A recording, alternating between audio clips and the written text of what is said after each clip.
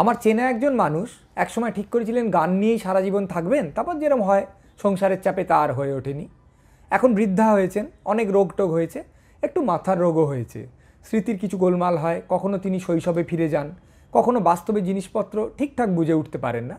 তো সেদিন এক জায়গায় এসছেন, একজন জিজ্ঞেস করেছেন, কী গো কেমন আছো?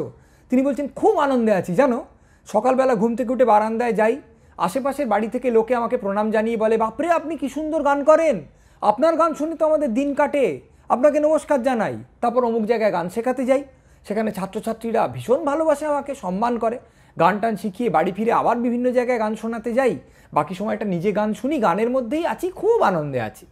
শুনে তার আত্মীয়রা সবাই চুকচুক করে শখেদে মাথা নাড়তে লাগলো যে, ইস দেখেছো গো, মাথাটা একেবারে গেছে, একটা লোক সারাদিন খাটে চুপচাপ শুয়ে থাকে বা বসে থাকে, আর দেখো কল্পনার রাজ্যে সে কী কাণ্ড না করছে, গান শেখাচ্ছে, গান হেন করছে, গান তেন করছে, ইস মাথাটা একদম গেল, ঈশ্বরের একই অভিশাপ। তো এই জিনিসটাকে তো এইভাবেও দেখা যায়, যেটা আদৌ ঈশ্বরের অভিশাপ নয়, এটা ঈশ্বরের একটা আশীর্বাদ। কারণ এই লোকটার সবচেয়ে কাঙ্ক্ষিত, সবচেয়ে ঈপ্সিত জীবনটাই তো সে এখন যাপন করে চলেছে। সে চেয়েছিল তার যাতে সবচেয়ে আনন্দ হয় গান, সেই গান নিয়েই সে থাকবে, তাই আছে। তারপরে সেই গান থেকে সে কী চেয়েছিল? অন্য লোকের স্বীকৃতি, তাই সে পাচ্ছে, সব্বার শ্রদ্ধা পাচ্ছে, প্রণাম পাচ্ছে, ভালোবাসা পাচ্ছে। তাহলে অসুবিধাটা কোথায়? আপনি বলবেন, আহা দাঁড়া দাঁড়া দাঁড়া, সেটা তো জীবন নয়, ও তো পাগল, ও মনের মধ্যে ওগুলো ভাবছে, সত্যি সত্যি তো আর ওগুলো ঘটছে না। এখন সত্যি কি, জীবন কি? আমার কাছে সত্যি তো তাই যা ইন্দ্রিয় দিয়ে আমি অনুভব করি, আর আমার মন যা আমাকে সত্যি বলে চেনায়। তার তো কোনো সন্দেহ নেই যে এই জিনিসগুলো ঘটছে। হ্যাঁ, তার বাস্তবটা অন্যদের কাছে প্রত্যক্ষ নয়, হ্যাঁ তার বাস্তবটা অন্য লোক বাস্তব বলে অ্যাটেস্ট করে দেবে না, কিন্তু এই বাস্তবটা তার কাছে তো একদম নিশ্ছিদ্র বাস্তব, সেখানে কোনো ঝামেলা নেই। তাই যদি হয় তাহলে বলতে হবে তিনি একটা অসামান্য সার্থকতা, অসামান্য চরিতার্থতায় স্নান করে চলেছেন, একদম সারা জীবন যা চেয়েছিলেন তাই তিনি পেয়েছেন।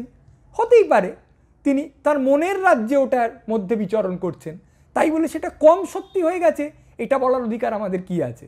কারণ আমার কাছে যেমন সত্যি যে আহারে লোকটা পাগল, আমার কাছে যেমন সত্যি আমি এখন একটা চেয়ারে বসে কথা বলছি, তেমনি তার কাছে এখন সেরকমই সত্যি, সেই তীব্রতায় সত্যি, সেই নিশ্চিতভাবে সত্যি যে একদম আমি গেলাম, আমি গান শেখালাম, আমি এলাম, আমি গান শুনলাম। তাহলে তার কাছে যদি তা সত্যি হয়, তাহলে সেই সত্যিটাকে আমি ধাঁ করে ফেলে দেবো কেন?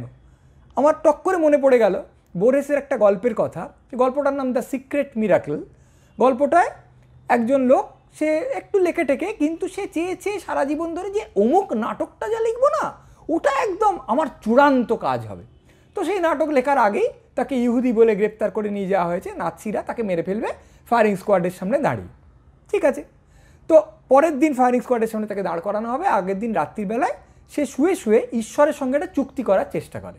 সে বলে, ঈশ্বর আমি তো চেয়েছিলাম যে আমার সারা জীবনের সেরা কাজ হবে ওই নাটকটা, তো আমাকে তুমি ওই নাটকটা লিখতে দাও, আমার নাটকটা লিখতে লাগবে 1 বছর, তুমি আমাকে 1টা বছর সময় দাও, তাহলে আমি ওই নাটকটা লিখব। এবং তুমি তো আমাকে সৃষ্টি করেছো, তুমি তো চাও যে তোমার সৃষ্টি, এই যে অস্তিত্ব, এটা সার্থক হোক।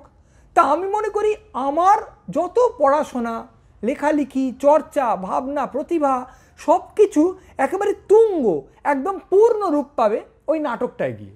তাহলে ওই নাটকটা যদি আমি লিখতে পারি, তাহলে এটা তোমারও সার্থকতা, আমারও সার্থকতা, তাহলে আমাকে নাটকটা লেখার জন্য 1 বছর সময় দাও।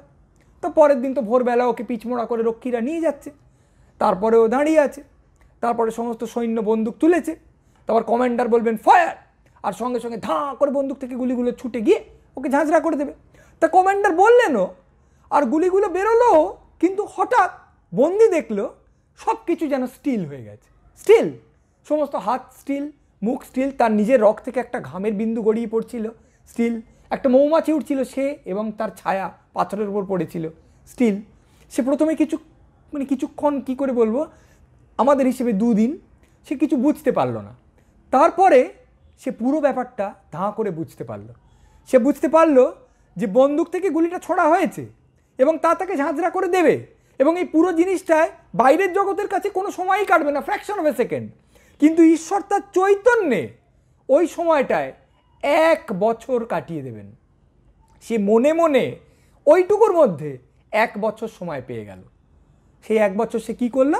মনে মনে, তার কাছে তো কাগজ নেই, পুরো নাটকটাকে নির্মাণ করলো। এইখানটা রাখলো, ওখানটা আবার সংশোধন করলো, সেখানটা একটা জিনিস নিয়ে এলো, সামনে যে সৈন্যরা দাঁড়িয়ে আছে সেই সৈন্যদের একজনের স্টিল মুখের আদলে সে একটা চরিত্রকে একটু বদলে দিল, কাটাকুটি করলো, অনেক কিছু করে এই 1 বছর সময়ে সে গোটা নাটকটাকে একদম তুলনাহীনভাবে তার মতে একদম শ্রেষ্ঠ নাটক সে যেরকম লিখতে পারতো সেইভাবে শেষ করলো। যে মুহূর্তে শেষ হলো 1 বছরও শেষ হলো এবং সঙ্গে সঙ্গে গুলি এসে তাকে ঝাঁঝরা করে দিল। বাইরের লোকেরা ভাবলো এরকম কিছুই ঘটেনি, ধাঁ হলো, একটা দড়াম করে একটা লোক মরে গেল, কিন্তু তার চৈতন্যে সিক্রেট একটা মিরাকেল ঘটে গেল। ঈশ্বর তাকে 1 বছর সময় দিলেন এই নাটকটা নির্মাণ করতে। বাইরের লোকের কাছে এটা কিচ্ছু নয়। এবার এই নাটক তো কোনো দিন একটা পাতায় রচিত হবে না, এই নাটক তো কোনো দিন মুদ্রিত হয়ে সকলের কাছে যাবে না, এই নাটক কোনো দিন কোনো স্বীকৃতি পাবে না। তার মানে কি এই যে নাটকটা রচিত হয়নি? তা তো নয়। যে লোকটা এই নাটকটা লিখেছে সে তো একটা অপূর্ব আনন্দ লাভ করেছে এই নাটকটা লেখার। সে তো দিনে দিনে পলে অনুপলে নাটকটাকে তৈরি করার, ভালো করে গড়ার, একটা চূড়ান্ত সার্থক জায়গায় নিয়ে যাওয়ার, একদম গোড়া থেকে শেষ অবধি সম্পন্ন করার যে আনন্দ তা অনুভব করেছে। একটা সাধনা দ্বারা পরিবৃত থেকেছে, তার যে আনন্দ সেটা অনুভব করেছে। সেইগুলো তো মিথ্যে নয়। আমাদের সকলের কাছে এর কোনো অস্তিত্বই নেই, কিন্তু ওই লোকটার কাছে ওই ফ্র্যাকশন অফ সেকেন্ডে ওই ঈশ্বর প্রদত্ত 1 বছরে এই জিনিসের যে তাৎপর্য তা তার গোটা অস্তিত্বটাকে রাঙিয়ে দিয়ে চলে গেছে। তাই এটা বোরহেস যেটা বলতে চাইছেন সেটা হচ্ছে তোমার কাছে এটা সত্যি নয়, কিন্তু ওর কাছে এটা চূড়ান্ততম সত্যি। এই সত্যিটাকে তুমি কি ফেলে দিতে পারো? তাহলে আমার আত্মীয়ার ক্ষেত্রেও এই কথা বলা যেতে পারে যে আমরা বাইরে থেকে মনে করছি দেখে পাগলের প্রলাপ বকছে গো, এ লোকটা কী সব আজে বাজে কথা বলে চলেছে, আরে ইচ্ছে ছিল গান শেখাবে, এখন গান টান কিছুই শেখায় না, কিন্তু ভাবছে শেখাচ্ছে। কিন্তু তার কাছে যদি এটা চূড়ান্ত সত্যি হয়, সে যদি একটা অপূর্ব নিরবচ্ছিন্ন আনন্দিত জীবন অতিবাহিত করতে পারে, তাহলে সেটা কম সত্যি বলে, আমার কাছে কম সত্যি বলে ধা করে একটা লেবেল লাগিয়ে দেওয়ার এবং তাকে হেয় করার কোনো অধিকার আমার আছে কি? আমাদের ভেবে দেখার দরকার যে কোন জিনিসটা ঠিক, কোন জিনিসটা ভুল, কোন জিনিসটা আশীর্বাদ আর কোন জিনিসটা অভিশাপ। কোনো তকমা দেওয়ার আগে হয়তো আমাদের আরও 4-5 বার কি 20-25 বার খতিয়ে দেখার দরকার আছে।